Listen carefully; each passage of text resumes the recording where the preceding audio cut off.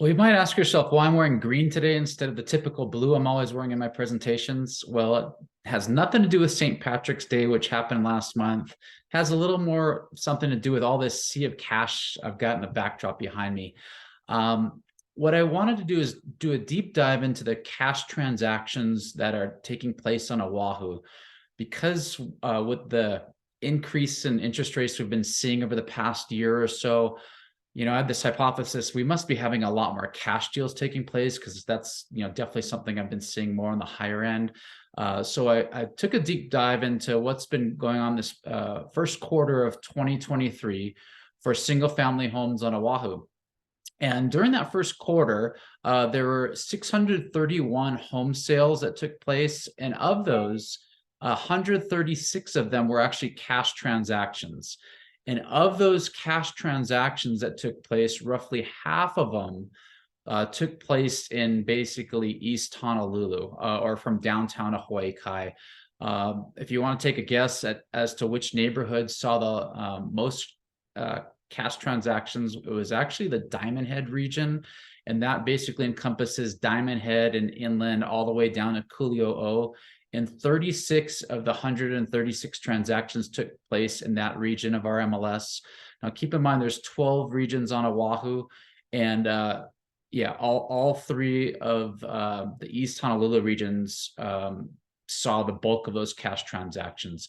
Coming in runner-up was the Metro Honolulu region. There we had 20 cash deals take place in the first quarter, and then Hawaii Kai was the third place in that. There are 13 cash transactions for single family homes. So, there's a lot of volume taking place on other parts of Oahu, but the leeward side, like the lowest cash transactions took place on Makakilo, followed by Waipahu. Makakilo had 3, Waipahu had 4, and the leeward plane actually had 11, which was surprising.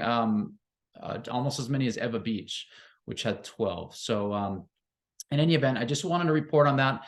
And then what I also did was jump back a year to look at the first quarter of 22, because that's where we started to see the market really soften. And I've been telling some friends lately, like, if I were to have a rear view mirror and try to guess where the market peaked, I would say it would have been that March of last year. St. Patrick's Day, luck of the Irish, cash or whatever. But if we look back, or going back a year, we had a lot more transactions taking place. There were 181 cash deals that took place last year compared to 136. Now, back to my hypothesis in that there are more. Yes, I was correct, but there's not significantly more, because we're just seeing an overall slowing down in volume with home sales on Oahu. So of those, that 181 cash deals that took place, there are a lot more sales as well. So there's 907 sales last year. And that was just under 20%, 19.95% of those deals were cash transactions. And in the first quarter of this year, it was just over 20% at 21.55%. So we are seeing an uptick in cash transactions in the marketplace. But what was fascinating, and what I want to share with you, is that it is roughly 1 out of every 5 deals for single family homes on Oahu is a cash transaction, and the bulk of those deals are taking place in East Oahu, whereas the leeward side of the island and North Shore, windward side, you're seeing a lot more deals that are being financed. So to find out what's going on in your neighborhood, or if anything we could help out, feel free to give us a call. Mahalo.